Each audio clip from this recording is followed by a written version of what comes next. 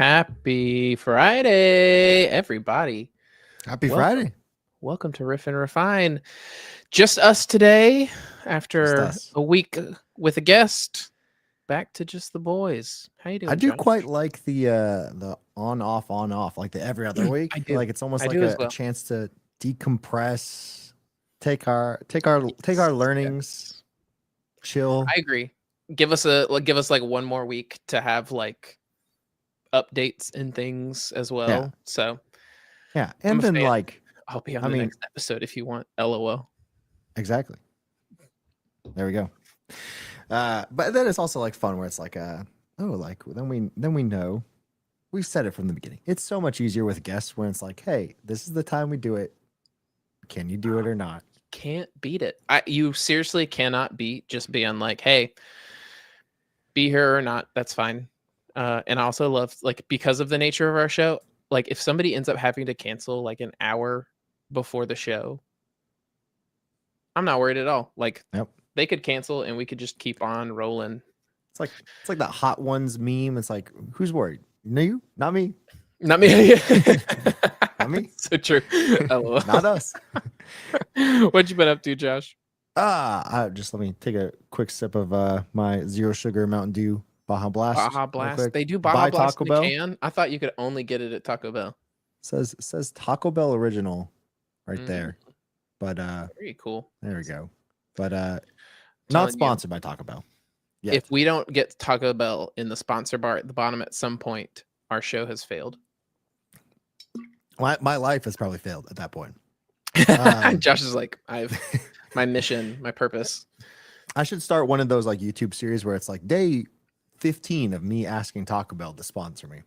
I just do it for years. That would be incredible. We could definitely do it. And the way we should do it is like it should be like a clip on the show. Like, and we could just cut the clip out and it's just be like you just have the same point, like the same thing every time.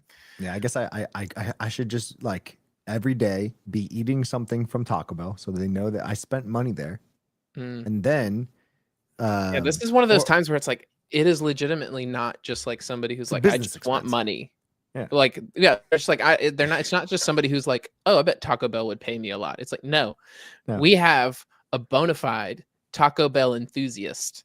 Like, you're really missing out this combo of somebody who like doesn't mind hopping on video to tons of people and also extremely loves and champions your menu. Yeah, like the amount of people who have already told me of like, hey, like I saw Taco Bell and thought of you. Like imagine I could get their new menu items to the developer world. Yeah, I could get their app. If there is anybody, let's be real, if there is any group of people who would be more inclined to be eating Taco Bell, it's a bunch of engineers. It is the perfect amount. All right, what is 15 grams? This is 15 grams. We're in America. How much is that? Like, tell me in ounces. 1 cup. That's about 1 cup. Like 15 grams of coffee probably preps the metric system. It probably preps a good mug of coffee. A strong, that's not too strong. 20 grams of coffee is about a good mug. Okay. That's about 1 mug. It's a Keurig cup. Oh, Nuno raid. Nuno with the raid. Hey, welcome everyone. In, everybody. We're just getting started. I know you just learned. Hey, Nuno. I love the emoji and the profile picture. It is incredible. The one that I saw today, where it's like he had one where it's like different glasses, where he was like shocked or like surprised to learn something, and I was like, Nuno's really leaning into the influencer, streamer vibe, and he like crushes it. Like, Nuno, you are such a good streamer. It's hilarious. Yeah, Nuno is who I try to emulate, and I feel like I don't have the time to do it. So I am the discount. We are the discount Nuno stream right now. There we go. we're something completely different. Nuno is the king of PHP, Laravel. Yeah, that's insane. 50 gifted subs. That's insane. Wild.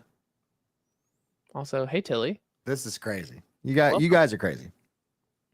Yeah, thank you so much, everyone, for being here, for joining us on on this Riff and Refine show. We're just getting started. So like you We guys are. are in We, the literally, for we were perfect amount. literally still trying to figure out what Josh did last week. We still don't know. Yeah, I was talking about Mountain Dew, Taco Bell. I didn't eat Taco Bell this past week. Okay, what did we do this past week? Well, I didn't do too much, honestly. I worked, got some work done. I got some I did 2 live streams already this week for Laravel. So like that's been pretty crazy. I did You get some love on the stream right now. Like it's a good There we week. go. Thank you, Ernestinence. I appreciate it. That's a tough one. I'm not gonna lie. I don't know how to say that one. This is awesome. I appreciate you all. But yeah, this I did a stream on Monday for our new Forge relaunch that happened last week. And then I did a stream today, this morning. Yeah, you did. I saw that. It had a nice little like design around your window. Yeah, I think I forget who. I think that was David Hill who created that before he abandoned Not us. because he's dead, but because he doesn't work at Laravel anymore. Exactly. But yeah, thank you so much, Ernestinence, for the community sub gifts. I really appreciate it. But yeah, that was my past week. I just did a lot of work. I continued doing my daily Good Makers Morning podcast. Man, I worked a little bit more on the 3D printed guitar, and I started learning game any improvements on your modeling. Nope, no improvements yet. Afraid not. I downloaded 2 apps. That's about as far as I've gotten. So I did a little bit more. That's the start. You got to download the apps, right? That's the start. So I started a little bit more on the Bamboo Labs. So I did I customized other people's because I wanted to get a feel for it. Like, okay, what does this do? Let's just do something that's not the actual thing I'm trying to do. Let's start simple. I get that. Exactly. Then I did some research. So that's step 1. I did some research on like what people are using currently to build 3D models. And then I started playing around with them. And then one thing led to another, and I started making 3D assets for a game that I could build. So that tracks. Just that was always down the rabbit hole. What's up? Thank you so much for the donation. I appreciate it. The Super £1 chat is what they call it. All right. What's up, Kyle? Good to have you here. Glad to have you here, Kyle. Kyle's good people. All right. Need to get all the things so that way you can get overwhelmed.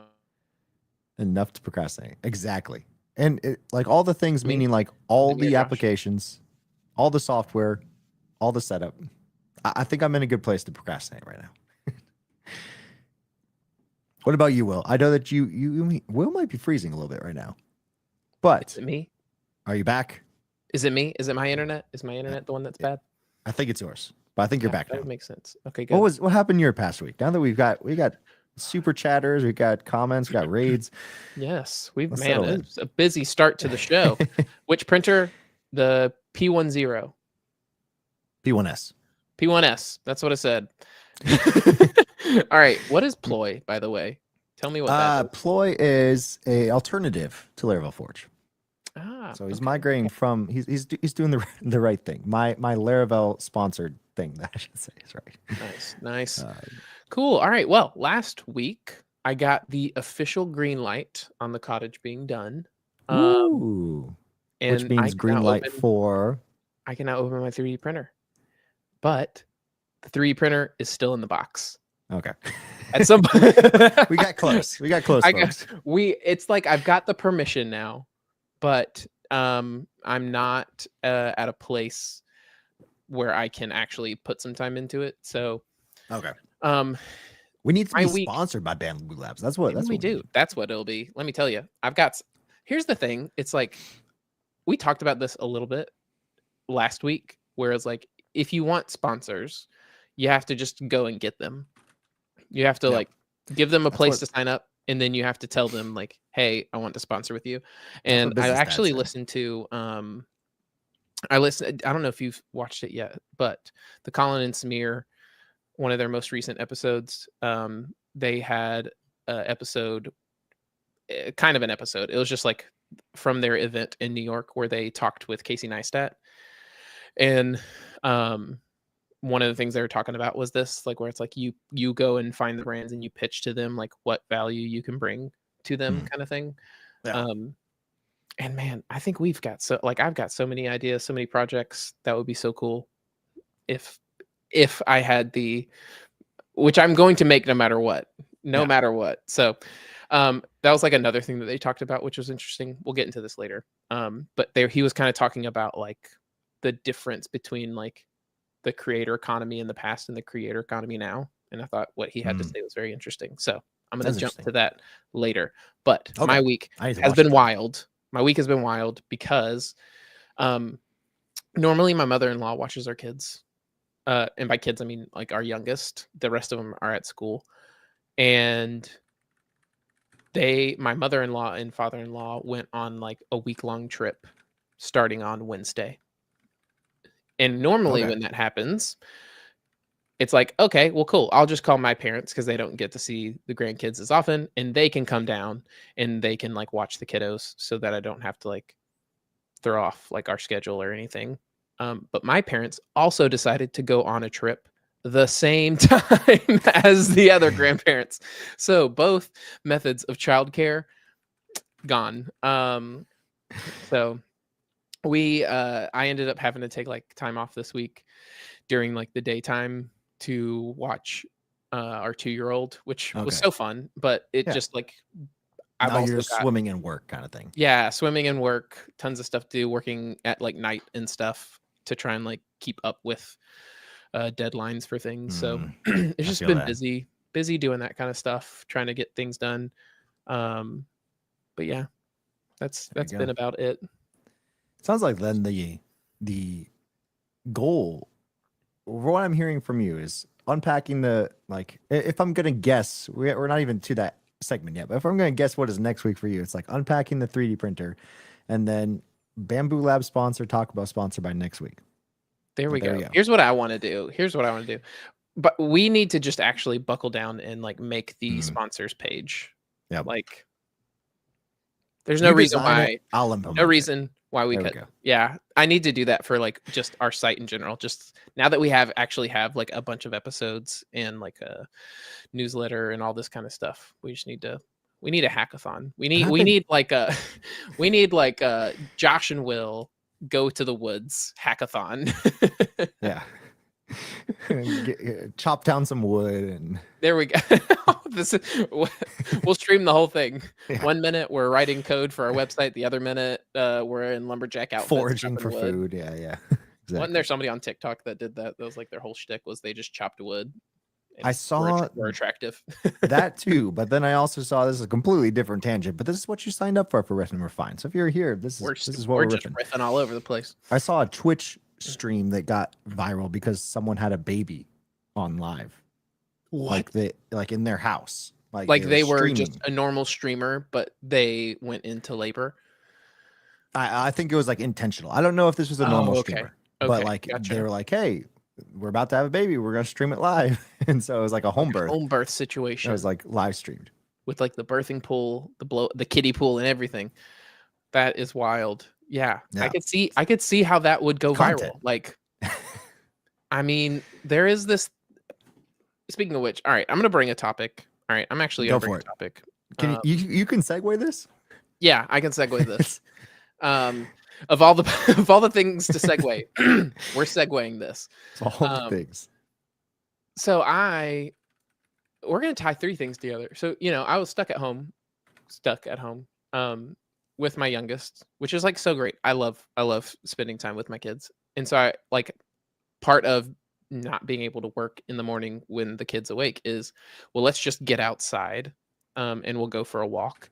And so I put him in the stroller and we start going on our walks. And normally when I'm going on a walk, I put in like headphones and I'll listen to like a podcast or something. But because I had my kid with me, I was like, well, I don't want to like put in headphones in case like he's not like a baby anymore. Yeah, he's 2, so like he'll talk. He can talk. Exactly, like he'll have things that he wants, and I'll need to like communicate with him. Like when it was a baby, it was just like, all right, you're just there. You exist while I'm going on a walk. But so I'm like, I'm not gonna listen to anything. I'm not gonna have headphones in. And then like he would just get in the rhythm of the walk and he wouldn't say a thing. He would just be enjoying. Like fall weather is like, it's been fall this week. Like it's been like in the like low 70s, mid 70s, cool weather, like amazing. So nice. Yeah, it's been so nice. So we've just been enjoying it. We've got like a very wooded neighborhood, and I just like got a chance to just disconnect and like just think on these long walks with him in the morning. And the reason why we're segueing is because I think it is just insane. Like this is just like piggybacking off of what Aaron did. Yeah. Like Aaron went out into the woods, had some time alone, and just like was able to like come to some realizations for himself because he gave his brain enough time to like think about the things that he wants to think about, not react to the things he was consuming, I guess is the way to phrase it. And then like the segue is just like, why does everything have to be content? You know, like why does everything have to be something we're like thinking through because we're trying to give it to others, I guess. Like why is somebody putting their birth on a live stream? You know, like what is going on with society so that something that is like quite literally the most personal and like impactful thing that happens in a marriage, the birth of like your children, that moment that you have together when you like see your child for the first time, like why would you want that to be something that you are leveraging? You know, like you are leveraging that for whatever the purpose is, but now there's I don't know how many people are on it, but like I would assume more than like thousands, potentially more. I don't know any information about it, but like I don't know. Like people are losing the plot. Yeah, exactly. It's crazy to me because I can't remember exactly how many there was, but it is such a weird issue. I think there's like tens of thousands. Yeah. Who was the sponsor for this tree? I just read that. I don't necessarily know. This was all secondhand information. I didn't actually see it, but I saw a bunch of like normal Twitch / YouTuber, you know, news people kind of reporting on it, if you will. But I think there was tens of thousands of people like watching live. But yeah, I agree. It's one of those things where I actually did I had like a little Good Maker's Morning, you know, journal about it in the sense of like, and this is a good question for everyone in the chat too. Where is like the line drawn from? Like, I think like both of us have always said it is always great to be public. Like talk about what you're doing. So where's the line drawn for that? I think there's this natural line that most people who are not, you know, absolutely kind of just starved, I guess, for content are usually have that line. And again, not to talk bad about this person. I don't think it's a good choice. But, but at the same time, like people can make their own choices. This is not a choice I would make. Yeah, I have like very strong personal opinions for like my own family on why I would not want to do that, and somebody else's can be different. So it's like that line of, okay, for example, I don't share too much about like anything that is going on personally in my life, in the sense of like, okay, I'll talk about like, oh, we're gonna have another baby in January. That's awesome. And then, but I'm not gonna share like, oh, like me and this didn't happen, but like I'm not gonna share like, oh, when me and my wife have a fight or something like that. That's just not something that you share. So there is a line of build in public and being public, being transparent. Sure, I would agree. It's funny because like one of my I guess bits or shticks is that like me and my wife are very public on social media in the way that we mess with each other. But like the reality of the situation is that it's like all good nature. Like that's just like our own personal entertainment. And like we're not doing that. Like there have been multiple times where like Allie's been like, oh, hey Will, how funny would it be if this happened? blah blah blah or whatever, and like something will happen and we'll post it and we will die laughing. Like we will think it is literally the funniest thing that we've ever done, and then like nobody will care about it at all. Like it'll get like 1 or 2 likes, but like we don't care because we're not doing it because we want other, like we do it because like that is part of like the way that we like have humor, and honestly like part of the way we like cope with having crazy busy like lives with children is like, oh, here's like a really fun way to blow off steam. Yeah. Here's a way of fun kind of blow thing. off steam. Let me make Right. fun of Taylor Otwell. Yeah. Normal. It's so funny. Daily thing. To this day, I'm just like, she is hilarious.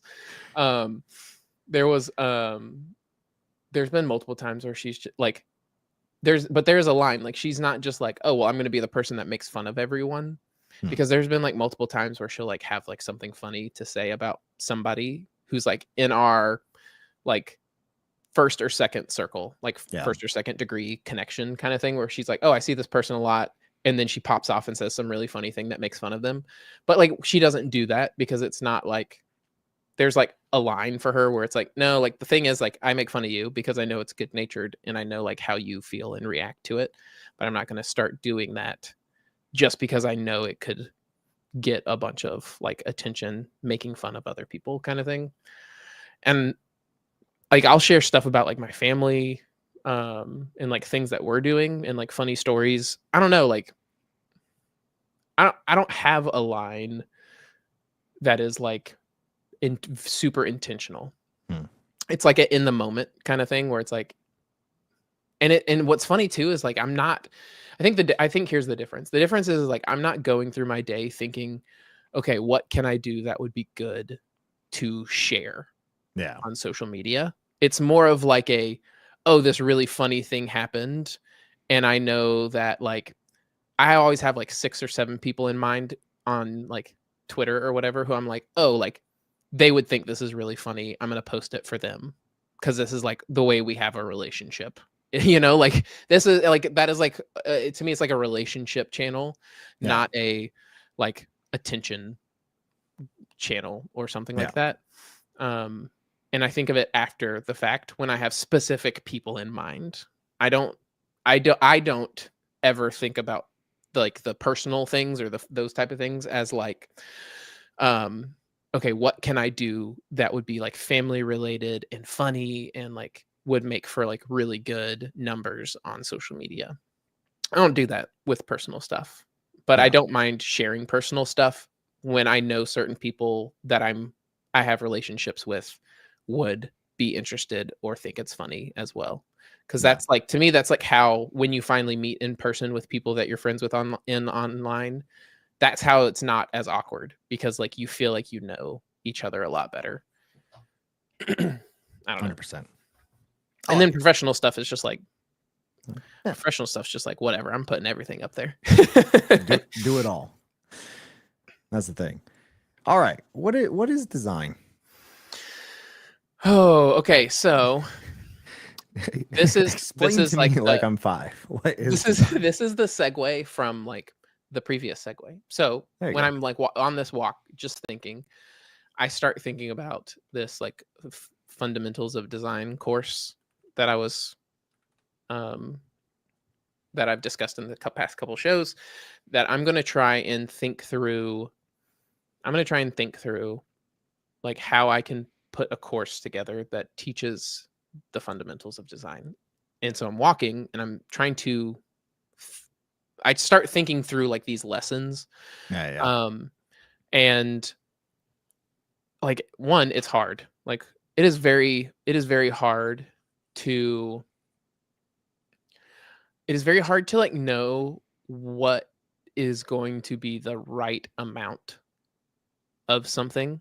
Cause like the way that I'm thinking about a course, and like this is like part of one of the aha moments that I had when I was going on this walk, is like I don't want to make a course that follows the usual course format where the purpose is like I'm going to give you a lot of very good information in the format that is like popular and is known to convert well and make a lot of money. You know, like that is not like what I want to do here. I am thinking about this as like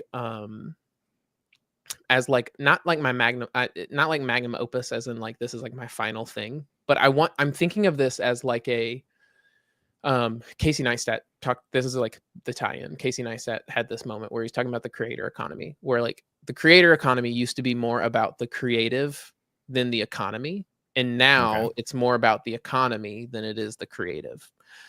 You know, like people are thinking about it as a game, like a business game of like, how can I work the system to get the biggest numbers? And I want to do, but he was like, the only reason I ever make any video is because I thought, hey, I have this really like interesting thing creatively that I have to put into the world. No. And he said, people who take that approach, they find some form of success every single time because they put a lot of like care and effort into the thing, because that's what they cared about it. They weren't just doing things they didn't care about because they knew it would make money. So I was thinking about like how I want to do the course and what I want to be able to capture. And I want to do these like videos. The way I want to do it is like, I don't want to do talking head. I want to do like animated videos. Ooh. And not like character animation. So like as an example, the first lesson, and this is like the other thing, like I'm trying to figure out the order of things. One of the fundamentals of design is understanding what are called the elements of design. And the elements of design are line, shape, and form. So like to understand what goes into all design, you have to know what kind of makes, like, what's the vocabulary of design and what are the like elements that make up design. And those are lines, shapes, forms. Like 1D, 2D, and 3D is like kind of like these elements here. And like what's so interesting is how deep you can go on just lines. And so like that's kind of what I was like chewing on in my head. And like, so I thought, it's like, oh, I want this animated video where it's like I'm talking over it, but what you're getting is kind of like one of those like teaser trailers. Like, you know how like they'll zoom in on something and the thing will cut to the side and it'll like split apart and it'll like rotate and it'll do like, it's like all these like very interesting movements on a screen. Yeah. Like that's like kind of what I could do, like what I think I can do with these things, where I can do these. I want them to be bite-sized. So like I'm not needing to do this like giant thing where people have to like stay fully engaged with. And I think I can put together these like 2 to 3 minute animated videos that describe. So like one of the big things about lines is that like, and this is like where I got to this thing where design at its like, even before like lines form, whatever, like design is emotion and intent. So design is emotion and intent. What that means in other words is that like design is all about what is someone supposed to do and why should they care about doing it. Okay. Or like what is someone supposed to do and like what should they feel? What are we trying to make them feel so that they do it? And like that, like let's do a quick example here. I'm gonna get, actually I don't even have a pen up here, so maybe I'm not doing an example. So with lines, there's like some like super interesting things about lines. Here we go. I got a pen. I'm going to draw something. And we're going to see kind of how this, let's see if I can explain this. Are you going to be doing these animations, or are you going to hire someone, or what's that going to look like? That's the question, isn't it? You know, like I don't know yet. I want to, like, that's like part of why I'm talking about this as like a magnum opus. Like I want it to be something that like I do. Okay. Like I want to learn, like I want to use this as a way to like learn something new.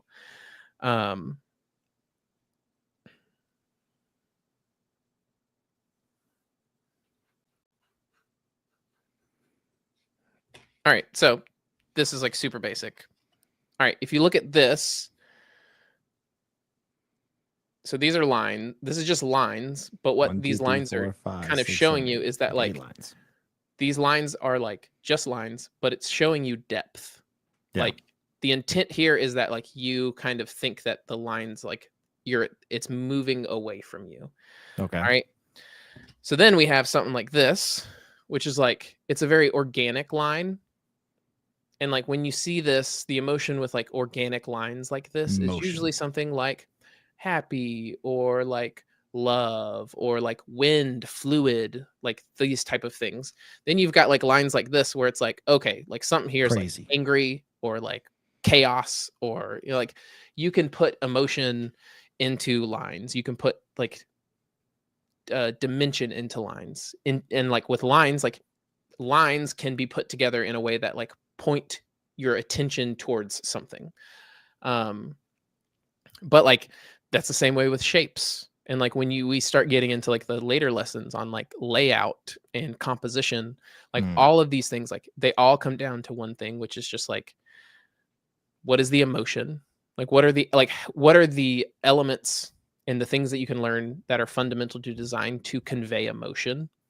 And then like what are the rules and the like practices that you can learn that communicate intent? Okay. And so like intent is like you have a grid, you have alignment, you have like good white space, you have good hierarchy. Like these are all things that are about intent. And then like emotion is just like, what are your color choices? You know, like are you picking blues? Are you picking reds? Are you picking colors? Are like your fonts? Like fonts are like very emotions based. And like all of these things like build on top of each other. Like fonts are just lines and shapes. So it's like there's these layers. And like so I want to do these like I don't know, like I want to do these like videos of these where it's just like I'm going to explain these concepts very, very visually in like short bite-sized things, because then like when you get to learning about fonts, we can bring back, hey, you remember where we talked about like the emotion of different shapes? Yeah. Look at this font. What emotion does this font have, and why? Based on like what we already learned just about the fundamental of like lines and shapes. Yeah. Anyway, so it's like I got to like I don't know, like dig super deep into that just on these like walks where I was by myself. And I loved it. I love disconnecting and kind of like being able to like deeply think about something. And I want to do more of that. That's awesome. I love it. I was thinking this week, and I put this down, is the sense of, and this is kind of why this whole show was entitled Time to Get Started, mostly because I think we are obsessed in the developer ecosystem with starter kits. So I want to talk about starter kits for a little bit. Because, for example, okay, and it's interesting, Nuno's stream, the people who are still watching from Nuno's stream, first of all, thank you, and thank you for the gifted subs. But also, I think Nuno was building his own starter kit within Inertia and that right, kind of thing. React, like super opinionated. Yep, super opinionated. And I think it's funny because if you look at the JavaScript ecosystem outside of Laravel, that's where people make money, right? Starter kits. I may or may not have tried to make starter kits in my past. I have a starter kit that I didn't sell it for money, but but you have one. It was my starter kit, and it was more of like I wanted to put it out so if anyone else wanted it, but it was more of like this is what I use to start a demo project, right? To show off a video, that kind of thing. Yeah. I remember you talking start about that. That's a good idea. Yeah, and it's great because then I know here is everything I need for 95% of installations. I even wanted to go a little bit further. I just haven't done the time of like having a installer where I'm like, oh, I need 1, 5, 7, and 3, and those are the things I need for this project. I see what you mean, like being able to pick and choose. Yeah, like being able to pick and choose because, for most things that's what I need. Right. But anyways, I think starter kits are great. Here's the problem with starter kits.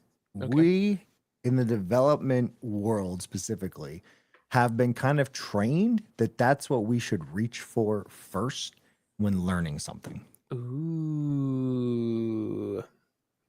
You're And speaking my here's why. language. Here's why I thought about it, because as I was doing the 3D modeling for my printer, Mm-hmm. I started, it was like, oh, this is what, I just played around with Blender for a little bit. And I was like, oh, so Mm-hmm. Blender, this is what they use for creating designs for games. And then I started Right. playing around Yep. with that. And I was like, oh, I might as well just install. I tried out Defold, which is a game engine.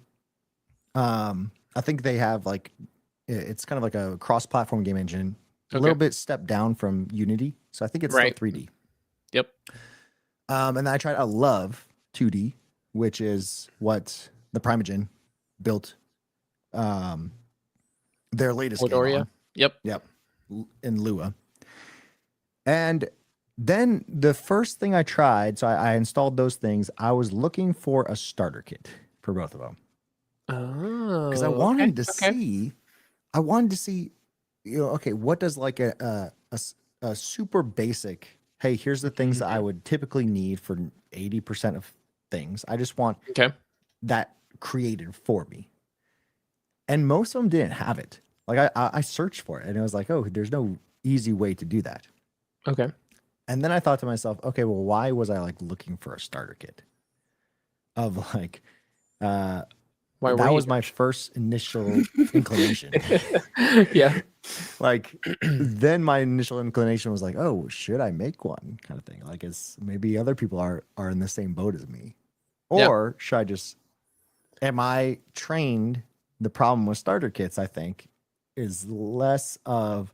I think they're great. I think they serve a good purpose, but I Sure. think usually people who don't necessarily need them are Mhm. then trained to reach for them when they shouldn't. Okay. Okay. Because they've never learned why all those pieces are needed. Yes.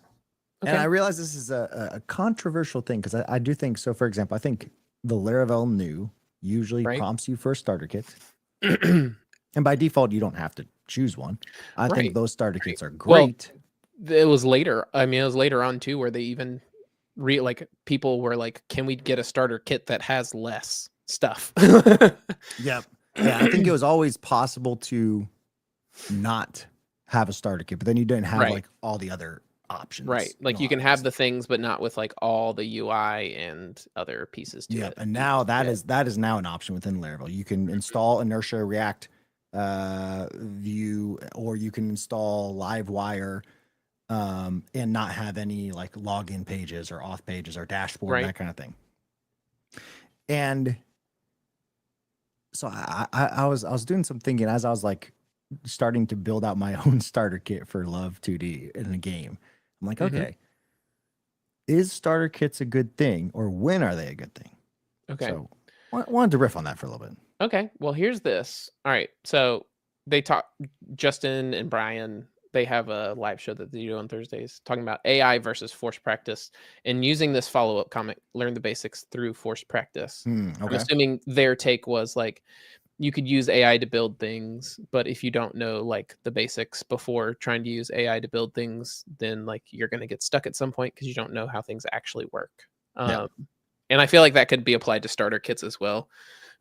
um, I I think that starter kits are great as a second step too. I don't think that they are the Second first step. step. I don't think that starter kits are like, and I don't think that I think general starter kits are step 2 and personalized starter kits are step 3. Um yes, exactly. Surprise. Fun foundations end up being really important. I'm a firm believer in like you've got to understand like here I've got so many differing opinions on this. It's hard to like go back to a place where it's like I didn't know how to do anything at all No. because there are so many cases Like I where did with game development just now. right, exactly. Like there's so many cases where it's like, oh, well, because I kind of started with stuff, I knew what to start asking for. Like I had a starter kit that had login, like authentication. I don't even know what authentication is. Like, why do I need this? Yeah. Like if you didn't know that was like, that's a dumb example, but like there might be certain things, or like, okay, here's a good example. Like what if you have like a starter kit that has like really good, like, what's it called? Like limits on API requests, whatever like it's rate called. limiting. Rate limiting. Yes. Okay. Like let's say that like the starter kit builds in rate limiting, and like you're very new to it and you didn't even know rate limiting was a thing. And so like there's part of it that is like, okay, starter kits give you a chance to here's the difference. I like starter kits that just give you the code. I don't like the type of starter kits where it's like, hey, we're going to give you this starter kit and we're going to like keep it to ourselves. And you're going to learn rate limiting today. I don't like the starter kits where it's like you can't get access to like the underlying code easily in your code base. Yeah. I like starter kits where it's like, hey, we're going to output a bunch of like pretty common scenarios into your code base, but they are yours after that. You're not relying on some service or something to like fetch updates to things, and we don't give you behind the scenes into how things are working, because I think that is like a huge crutch for like, then you don't actually like, oh, I don't even know, you might not even know rate limiting is happening, and then when you go off to build something without a kit later, or like let's say you go for a job interview or something and you've been trying to like learn how to do things, there's like a whole host of things that you don't know exist because like you used a crutch the entire time. And like a lot of that comes down to the person. So I don't know, like I like them, I don't like them, I don't use them, I use them if they are minimal. I don't like the Swiss Army knife starter kits because I end up ripping a ton of things out, and that's annoying. And that was the whole reason that Laravel moved from Breeze and Jetstream, which were packages that you still owned the code, but it was obfuscated. It was in a vendor directory, and if you wanted to overwrite how auth or logins looked, at least in Jetstream, you had to like do a specific way where you publish that specific view file and then you override it. It was a pain. So now like with the new starter kits, like that's what it does within Laravel. And I agree. I think like what I wanted within the game world, which I don't know if I was right to want this, or like I think this is like where that problem comes in.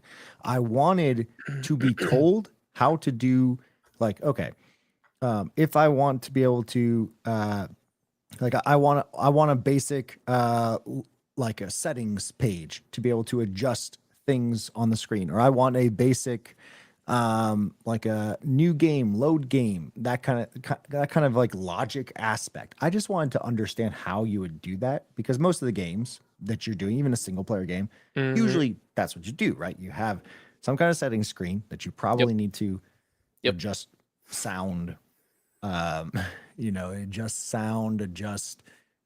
there's like sound brightness. effects, and then there's music. Like you'll usually have like the sound effect of a sword hitting. That's a different volume slider than like the background music that's playing. Exactly. And then you probably have some kind of new game or load game, or maybe a continue button, even if it's just, that's just it. You open it up, you continue from a saved state or something like that. And I wanted those aspects. I didn't necessarily want, okay, here's all the UI. I just wanted to know how it was, how it works. Like, what are some examples of it? And it took me a while to find that within like existing code without having to build it from scratch. So I guess like where I like starter kits is usually on the things that I have done at least once, or have some semblance of this is how I would probably do it. And it's hard to tell that to beginners though too, like, because I think there are some benefits to not having to learn how to do authentication by hand, but you still have to know what it is. You have to know what it. Yeah, exactly. Kyle has a really good point here, which is like, people know how to debug, not knowing how to debug simple SHA-2. And I was legit thinking of this, which is like, there's so many component libraries, like base UI, radix, layers on top of it, like SHA-2, etc., where like you're you are like at a different level of like understanding how to write React code. And like the way I think about this is like beginners, it is okay for beginners to have never written a component and to only use UI libraries. Yeah. Then there's like this like messy middle where it's like, hey, you should probably write all the components from scratch yourself. Okay. Or read through like the source code, because if you don't ever write it yourself, then you don't understand everything that's being put into building those. And then it's like the midwit curve. But like I think one thing that's missed with the midwit curve is that like beginners may end up maybe doing the same thing that like super experts are doing, but it's but there's a completely different, it's like it needs like a third dimension, which is like understanding the why. So like, yes, a beginner might be using this like really good component library because it like abstracts a whole lot of problems, but it's abstracting things that they don't even know exist. Then you like go through this like curve of like, well, let me learn about all of these things, these problems that these are solving. And then it goes back to like, okay, I don't want to be solving those problems on my own. I'm going to use a component library that like takes care of it, but I'm using it with full knowledge and understanding of like the pros and cons and when it is actually might be a good time to build my own thing versus like pulling something off the shelf, which is like, you have to go through that pain to get there. I agree with that. I also find people in society not knowing how things work behind the scenes ends up leading to a ton of, exactly. Like it's okay if like we all end up at the same place of like, I would use a starter kit, but like, or I would use XYZ, but there's so much that can be learned from having to try and do it yourself that like removes some entitlement and some like people are a lot more humble on the other end of having like trying to do things themselves, in my opinion. So it's like a valuable exercise. So real quick, just on that then, would you say then that you shouldn't use Tailwind to start? No, I would say use Tailwind to start. But you have to know CSS eventually? And then, well, yes. And then like at some point you're going to hit a spot where like you might want to do something that Tailwind is not good at. And so you start writing a lot of CSS, and then like you come back to realizing like the healthy, like, and then like some people, you'll see some people do this where they'll be like, oh, I started writing CSS. It's not that hard. Like, why are we using Tailwind? And it's like, okay, beginners use Tailwind because it's easier than writing CSS in their minds. Yeah. Then people like move over to CSS because they learn how to use CSS and it's not that hard. And then experts use Tailwind because of all the other benefits, which is like you're not maintaining legacy classes. You're not maintaining files of CSS that you're wondering, hey, is this still used somewhere? I don't know. I don't remember. You're deduping. What did I call that component class again? Right. You're deduping a ton of styles. Like you're getting better like resource usage out of like your files, all that kind of stuff. And then you just know when the right time is to write CSS to do things. 100%. My first like real world application that I built from scratch all by myself. So I did like a couple of like client work where it was just like, oh, I was helping someone else do CSS. Right. Kind of stuff. But it was a church website that I built for my church 7 years ago. I built it on Gatsby. Throwback. Real big throwback. It still existed up until like early this year.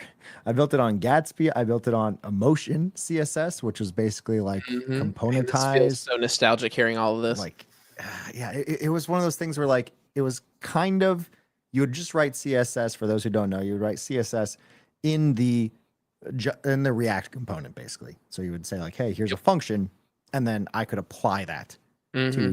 So you could kind of like say, here's my, you wouldn't have to necessarily generate a class because you could have like, right. It would like auto generate class names for you. Yeah. You would have your component. And so it was, componentized in the sense I didn't have to write an app.css or whatever.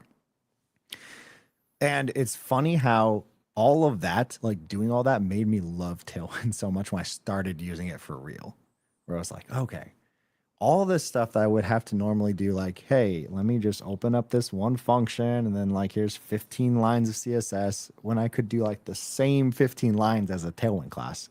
Yeah. Just in line. Yeah. And it makes you appreciate when you have to learn how to do. Also love CSS. There are also lots of like really good use cases where like you got to dip into CSS, especially as you start building more and more complex things. But complex stuff. There for 90% of work, maybe 98% of work, Tailwind is great. All right. Starter kits are great for appreciation of what you had abstracted for you. What? Yeah, exactly. They are fantastic for you when you like. That is a good way of phrasing it. For you to appreciate what you finally learned. Yeah. Okay. There we go. I want to do a little screen share. Do it. Let me pull up. As he's pulling that up, we kind of did have a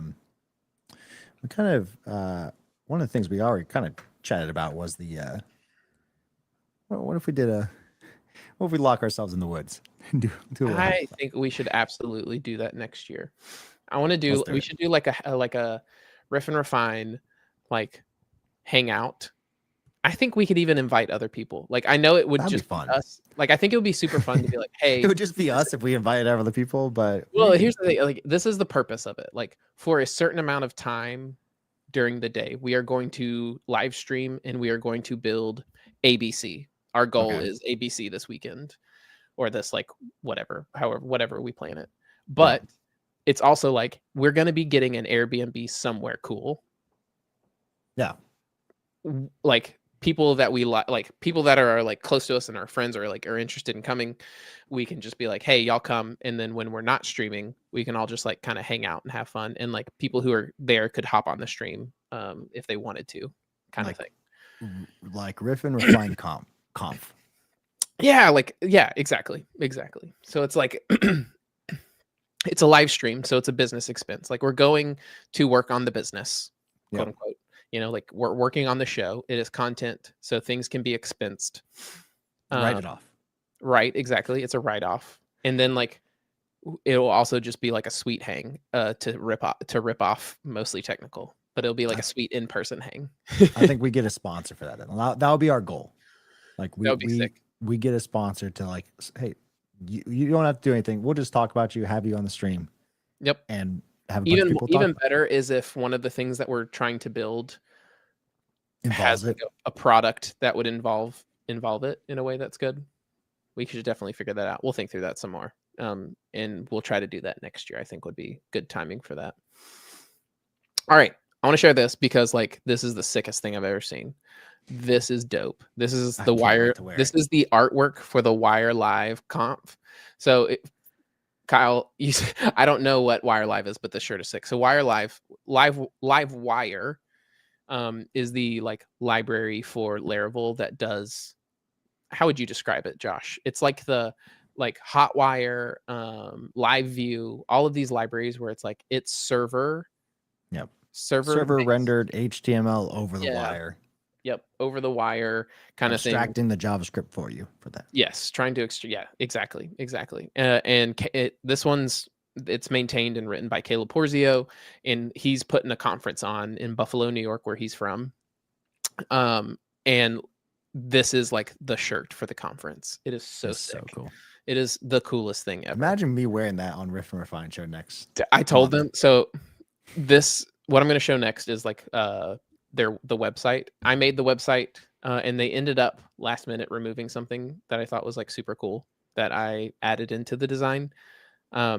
Because I think it was just this was all very last minute trying to get everything up, and the implementation was taking a little too long for them to feel comfortable with, and they didn't want it to be buggy, so they just cut it off. So I'm going to show you what it is, what I wrote.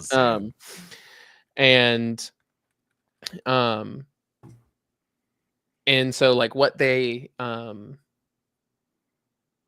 what like part of like what they want to do is just like have like super dope stuff, and so this shirt was super dope, and I was like, this is awesome. But this is the other thing that I wanted to show. So this is their site. This is like the site that they ended up shipping, which is like it's the same thing, but it's like without the cool little piece of this is it. But this is what I had, and what this is like a CSS mask. And so like basically what it is like it's like a window into like an alternate version of the website. Yeah, reminds me of like Fringe. Did you ever watch Fringe? Oh, in college, after Yeah. my sophomore, it was like Christmas sophomore year, or Christmas junior year, one of the two. Okay. I had started getting into it, and I came home and I was bored. Like nobody, like all my friends were at college. I wasn't super close friends with like the people back in my hometown as much anymore, and so I was just so bored, and I literally binged the entire thing that It's such a Christmas good show. break. Oh, so good. It's not you don't. live on the site, Okay, Kyle. Kyle, just yeah, the effect does not exist at all. They ended up not shipping this effect. So this is like the piece of the design they decided not to like try and implement. But like there is an alternate version of the entire site. Oh, I want to see myself. Yeah, this is the demo. So this is the alternate version That's of the so whole cool. thing. And I was just like, this is so fun. This is so cool. So I wanted to show it off. And like, what's so great about this kind of thing is that this is, and like, as you can see, like there are some like weird edge cases that it's like hard to account for where it's like, okay, I want to drag it. Oh, but it's like over an image. So like they just wanted to remove it. So they weren't dealing with like weird buggy issues. Yeah. But like those could be figured out with time. It's just like, you don't have the time when you're trying to like ship a conference last minute to figure those out. So yeah, so this is using like CSS clipping masks. Did you have to build two different versions of the site? Yeah, I mean, yes and no. So it's like they're two different designs. So like there were some cases, so like you can kind of see here, like there's this like little element here that's like in one version but not the other. And like same with like the background, there's like a background image that's a little different and like some different treatments. But like for the most part, it's like very minimal work to do something like this. And then like all you have to do is like, because it's built using Livewire, you just like use like components and you pass in like like you could literally just render you build the component once and you pass it like a Boolean property that says like, I think I called it like, is it fun? And like, if it is fun, put these classes on it instead of these classes on it, basically was like the gist of most of the work. So it wasn't a ton of extra work because like most of the stuff that takes time, I find when implementing designs, it is like the layout, like getting all your layout stuff right, getting like your font sizing right, your spacing right. But it's like once all that's right, it is like very minimal amount of work to say like make this button blue versus make this button white, or like for these it was like render this image instead of this image. And I think these images actually use like clipping masks, and like same with this, like use this gradient instead of this gradient, like very minimal amount of work but a huge like design impact. So yeah, cool. I just wanted to show that. I love it. Peak and Flow said instead of dragging it, you can have it pulse out in the growing circle. Oh, so like instead of having that little clip mask, it like continues to grow as you're just sitting on the site. That'd be interesting. I thought about that. I thought about having it be like you can't drag it. I thought dragging it around was just super fun. But like one other idea that you could have with it would be like you could scroll and like have it automatically move around the screen based like on the section. So the like DVD logo kind of thing, just yeah, not you could be like that. Evan said it too. A little bit more like intentional. So like as you scrolled from like the hero to the speaker section, you know, it might shrink and move to a different portion of the screen. Yeah. That feels like it complements the design better.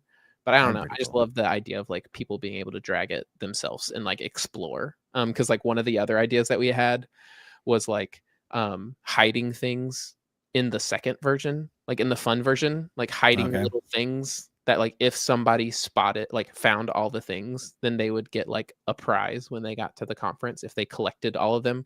So like clicking all of them would open a form and they'd like be able to submit the form and get like a prize if they showed up, or like get a discount on their ticket or something. It's this kind of stuff that we should use like for the hackathon, like Riff and Refine hackathon. Because like here's my idea that I would love to see implemented. Snake. As you're browsing, you play Snake, and as you hit different things, it grows. So you're starting to see more of the design. But you can, of course, like move it around the screen and see it. Oh, okay. I love that idea. That'd be sick. Oh, okay. I think I get it now. So it's like Yeah. the snake is like the clipping mask, Yeah, and the like as the snake is the snake gets clipping bigger, mask, you and can the actually little see the sight. yeah, the little bites are the thing. So then like if you can explore like just with your snake, but as you get more bites, the snake gets bigger too. So then you can Mhm. see more of like the More and more hidden. of the screen. Oh, that's Yeah, hilarious. That would be so funny. It's like that'd be the fun. unhinged UI type stuff where it's like it's so frustrating. Like Well, I was I just thinking just of like want the to clip read. mask, but the whole UI that'd be even more fun. That'd be funny. You can only see that's a new YouTube video I'm gonna do. You can only see Phillips secret Snake snake game. game on the order Yeah, stat just screen. reading that one. Oh, that's cool. I love it. Oh, that is so cool. Oh, I love stuff like that. That's The- actually so that is why I got into game design for like the projects that I did last year. yeah. That I ended up like going to conferences about was because I was working on this project where I was going to show off. It was going to be like a directory site of like people who put soul into their products and like did stuff like this, like people who did interesting little things on their site that just was like not optimized for business but optimized for like fun or like Mm, purpose or meaning, that kind of stuff. And like I started having this idea of like, okay, well, I want to have like obviously I want people to sign up to get the new ones sent to their inbox. So I'm gonna like as they're scrolling through the directory, there's gonna be a box and it'll have like a newsletter sign up form. And then I was like, oh, and then I could have like this little character in the box. mm. Like, oh, what if the character could like jump around the box? And like I started like going down this like path of like turning that little box into like a game on the site. And then that's what got me thinking about like game engines and game loops and There you building them go. by myself. And that ball just like we all know where that went. This must be like a design centered show because I have a design link that I want to share. Because I thought of you, Will, but when I Dude, saw it, I Jared. was like, so this I said what did I call this? I said show this. Bam. I am calling this Inga's stuff is so sick. I'm saying boundaries don't exist for talent. That's what I thought of. So I put that as a title in our little Okay. linear notion. Yes. Because if you're saying I want to create a 3D design, usually Figma is the last thing you kind of reach for. Figma is meant for, and I'm not a designer, but to my knowledge, Figma is meant for vector graphics, usually for some kind of like print or web design. Like that is like that's what it is mostly built for. And And then even we less have about print, like yeah, they don't even have the best tools for like exporting for like PDF or like printing. Like they don't have like CMYK export, etc., which is that like makes what sense. printers I use. did have to do I because I do all my stuff in Figma, even like print Mhm. stuff. So I do have to like do a plugin for Oh yeah, that makes PDF, sense. CMYK They would export have kind of thing. yeah, they would have a plugin. I didn't even think about that. But this is crazy. And we can just like watch this whole thing. But it's literally like Yes. pen So tool. she is awesome. So there's like even more. There's like some new pin tools and like new effects that they've started adding. But Okay. even before they had all this stuff, Inga did stuff. Um, she is just sick. Like she is just exactly what you said. One of those like one of a kind talents that like she just YOLOs it. There's no system. There's no like she just kind of goes by feel. So she was on Buddy um they actually just started their live stream up and it like starts like the hour before ours release notes with Tommy Oh Gioco yeah, yeah. and Hunter Hammond, I think. But they had her on because they were talking about like one of the things that she did, and they had her like do it live on the show. They were doing like a little competition. Like one of them was going to try to do it against her, and they were doing like a donut. And like This in the part short right time that here. she was on there, it was basically exactly like what you saw here, where it's just like she just started like freehanding all this stuff and like just nailed it, like absolutely nailed it. And it is so true. Like and you like the reason why people can do this kind of stuff, like there are people who are like this, is because like they just understand the fundamentals. The tool Hmm. doesn't matter at all if you are somebody who like deeply understands light and like she understands like perspective. She understands lighting. She understands like It's crazy. this is not a 3D model, but she knows so much about how light and stuff interacts with form that she can do this kind of artwork no matter what the tool is. Like give her some pins, like markers and stuff, and she could probably create stuff that looks just as good, you know? Yeah, that's why I was thinking of that from that perspective of like, this is someone who knows Figma in and out, first of all, but then also just knows design in and out too. So it's like the boundaries of, and I would say, and I don't know Inga at all, but like, I would say for most people who are this talented, probably it would be a lot easier for them to just draw it. Because then you have like the shading and you like if they were using a Wacom tablet with Procreate or like an iPad with Procreate or whatever app that designers use right now, like this would probably be 10 times easier in my mind. Oh yeah. Yeah. But then you're using like this pen tool that I don't know if they're using just a mouse or a tablet slash.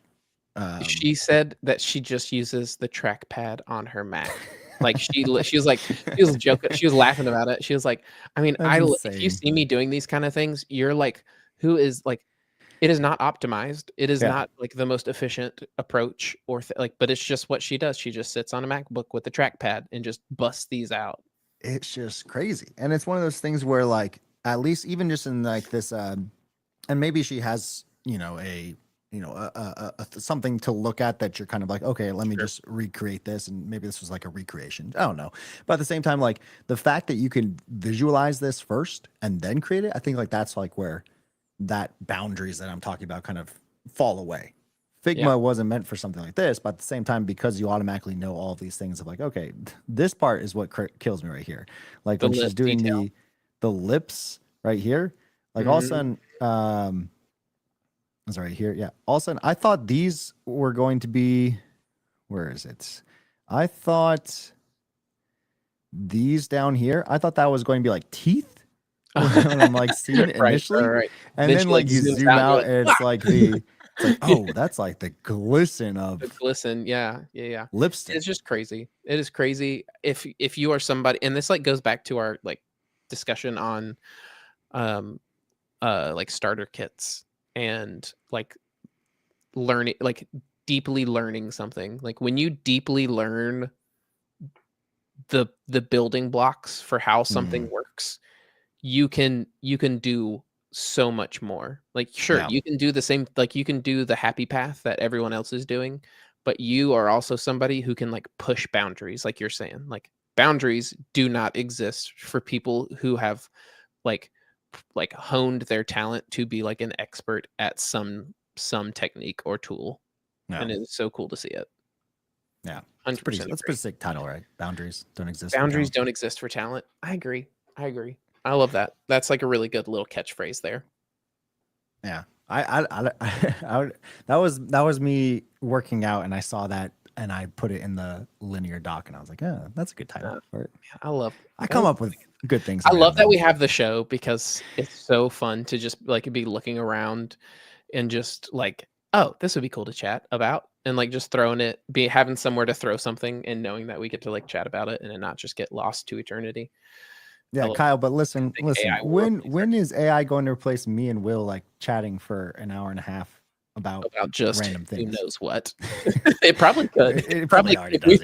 Yeah.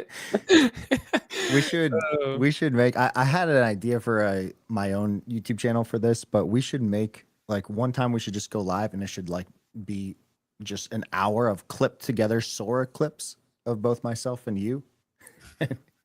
And it was like, we'll have it like written by AI too. So like the actual script was that they're saying is that just see if anyone can tell. Oh, they definitely could. A million. Can AI do just Sora being dudes? Correctly capture that, which is the office / guest room / playroom. Just guys being dudes. There we go. That should be our tagline. Riff and Refine.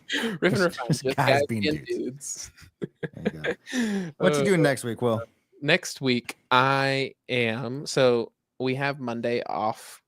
It's like the schools. I always forget about the fall break. They had today off. They have Monday off. It's like a really long weekend.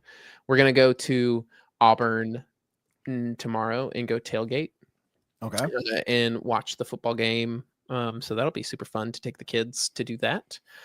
And then next week, I'm probably, we'll see. Okay, I'm going to do it. I will open War Eagle, Kyle. Absolutely. We're gonna open the 3D printer, and I'm gonna print at least one thing before the show next week. I'm gonna do it. And then I don't know about this one, but I really, really want to try to get a design down for like us having a sponsors page and also like a new homepage design. Okay. Also, I want to have a speakers page on my personal website. So I've got like these like categories and they all show on like a timeline. And I want to add like a new category for like speaking to where I can like put the YouTube thumbnails into the timeline and just have a way that people can like see that like I've spoken at conferences. Nice. Because next year I'm going to do it again. I want to speak at conferences again, Josh. And I already know what I have 2 talks that I'm going to workshop. Ooh, okay. Like I'm going to CFP around.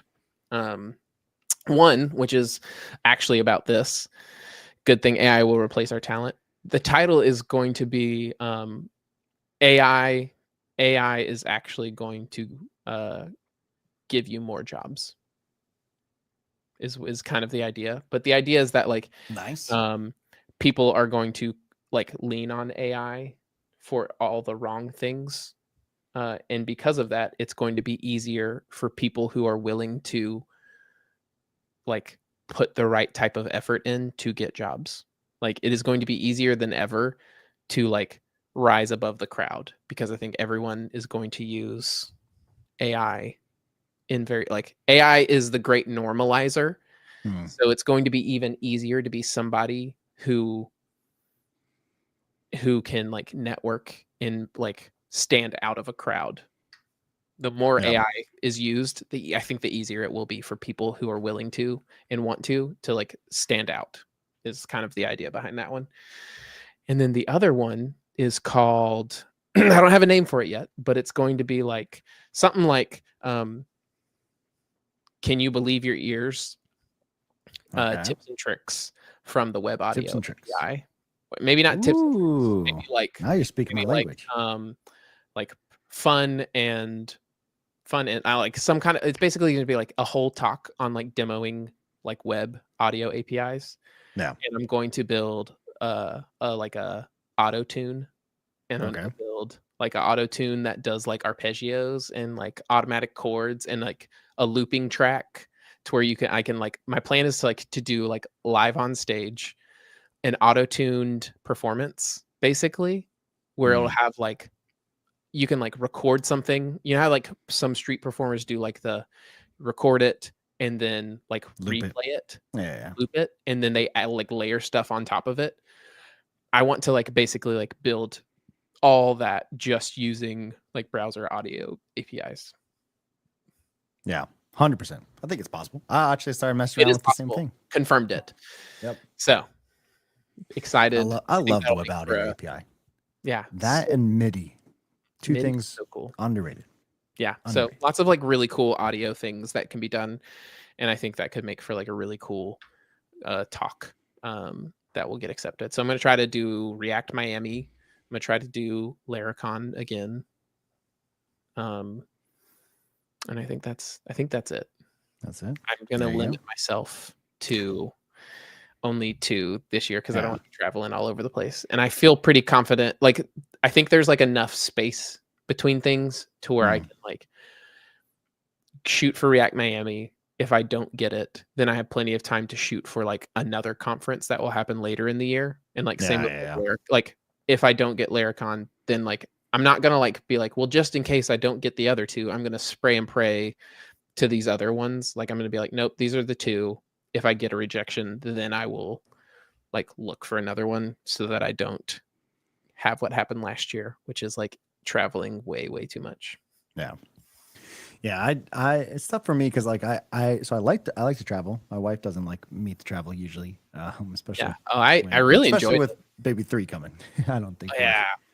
Definitely not. Newborn in the house definitely makes that like, don't do it. Don't you do it. So like I'm kind of stuck to. apply to too many other ones outside of Laravel specific ones because there's so many Laravel specific conferences that I can go to. There as are. part That of my is job. very true. That is very true. So do you see it as like you see speaking as like an extension of your day job? You wouldn't ever see it as like an extension of your YouTube channel? I probably do, but Because I know you've talked about, just generally speaking, you want to like make your channel just less about only Laravel and yeah, more about creating and like all of that kind of stuff. yeah, and And like also, you can only get new audiences if you go find new audiences. that is true. Like I did get to do entrenched in Laravel. Yeah, exactly. I did get to do this past year at Epic WebConf, which Yeah, was that one was cool. one of the first forays, I guess, outside. And more so, like I think it still would be an extension from my job, but I get to kind of have that as an excuse to apply to Right. things. So Yep. I think like a React Miami would be a great option. It would be, because you can always show like React stuff in Oh yeah, the context of Laravel, and like or same with like like other conferences. So soft many talks are still needed sometimes. It's absolutely always depends on like the definitely needed. conference. A lot of conferences, people usually say, "Oh, this one we got like only soft talks, or this one we only got technical ones." So it's always So I like always to depends on the submit conference. one of each. That's why Yeah, I've got like the two. Like one is a lot softer, and one is like very technical. yeah, And it's like, take your pick. I'm yeah, good either way. yeah. I obsess more about the softer ones because I like being able to craft the story around it. And Yeah, technical ones are stories. like just more fun. Technicals are definitely like less. That's why, like, if I'm gonna Less have a pressure. technical one, I want it to be like a performance, so to speak. You know, like I Yeah, want there to like the story is what the demo is. The story yeah, is not like, oh, and then here is how you do it. Very dry, like walkthrough kind of thing. I want it to be like a more about the thing that you're seeing happen than the details underneath. Because like you yeah. can go home and learn all the details. I will just give you like a high level overview of like what they are so that you know what to start looking for later. I'm just here to inspire you and Yeah. show you what can be done. There you go. I love it. I've got 3 things that I'm doing this next week. I want to hear about One personal, one hobby, one Josh. Do you share job. personal things? I do share personal things. Just not a ton of them. The personal one is only about I want to do more. I want to actually print something for 3D. So I'm gonna my goal is by next week I should have So we're both going to at show up least and we have to hold up first our 3D version. models. It's the measuring part that I don't know about yet. So I'm not going to use it doing Do the you have calipers? expensive. I don't have calipers yet. I should get calipers. You need some calipers, man. I need I some already got calipers, some. right? That was like There one we of the go. first things I bought. I And I haven't even opened my box yet. I need to do that because I need to get the basic layout done for the guitar. And that's like the first step. And I need to figure out what I want to do first before I print it on like the PETG because that's the carbon infused, whatever it is. Yep, the one So I that's need to better figure it out with just like standard PLA first, and then Correct. I'll switch. Yeah, over. the cheap materials to get the sizing and everything right, then print the final version. That's what I like want to learn more about. We don't have time to dig into it. Next week, it's gonna be our big 3D printing show. I'm calling it. But there we go. 3D. There's we so can many get like someone. super good channels that I want to like show you. Like good like people who like have like really good content. So I'm gonna like download some videos of like really cool uses for 3D printers that like are my inspiration for like why I want to do it. So we can get Wes Boss on next week. He does do a little 3D printing. That'd be fun. Let's see if he's down. There we go. I would be sick to chat with him. So 3D printing, and then I want to do. I want to revamp my whole personal website by next week. Sorry, got distracted. Gridfinity is dope. Dude, all of these, like, I don't know what it is about dudes in storage, but like dudes in storage, open source storage. Yeah, so sick. All right. Anyway, sorry. Go ahead. I want to revamp my personal website. I need to figure out what I want, like for the design aspect kind of thing. And this is why I need your course. But like the first aspect I want to do is like I just want a place to have everything. Because right now, if you want to find most of my stuff, it's like on YouTube, Twitter. There's Right. no like, and my One personal website link just you can links send to somebody those. to. Yeah. Yep. So I just want to like have something set up. It doesn't have to look the greatest. It's not going to be as good as yours, but something enough where I can be like, okay, hey, here's every single YouTube video is just now on my site, SEO reasons. Every single Good Makers Morning is now a blog, and be able to automate that. And the reason why I want to do it is because next week, as my third thing I'm doing, is Monday, Wednesday, Friday. I am going to More on your plate. live stream. What are you doing? Making videos. Oh, I remember you talking about it. You're actually gonna pull the trigger on it next week. Pulling the trigger on it next week. I've got love that. like it on the calendar scheduled out. So 3 hours. Shoot. Yeah. Monday, Wednesday, Friday, mostly for Laravel stuff, but then also like I can bleed into. Okay, I'm going to make a video, and the way I can learn about it is doing my own website, that kind of thing. So, oh, that's a really good, man. I love forcing functions like that. I love, like, AKA the box of unopened 3D printing. Like, there you go. The second I bought that, the cottage just like done. You know, like, yep. It's just personality. Like, give me a force in function, and I am locked in, so to speak. And that's what I'm hoping for. I did that for like I've still continued the Good Makers Morning, but I locked in for 30 days and did 30 days of blog content. And now I have what 38, 39. It's so sick. That's such crazy. A good idea. Oh, awesome. Well, best of luck. Friday. We'll hope. We'll find. Let's see if we can get Wes on the show to talk about 3D printing, because I'm like super pumped to like dig. That would be good. If the only thing either of us got done next week is 3D print, it would be a good week. It will be a good week. It'll be a great week. We got this. But if you design stuff for the Riff and Refine show site, I do that. I do want to do that. Then I can build it. 3D printing. I can build it live. But then you wouldn't be building your personal site. So we'll see. It's a balance. Personal site leads into Riff and Refine. It's all a thing. We'll get there. All right. Thank you all for coming today. Thank you, everyone. Y'all have a great weekend. Peace.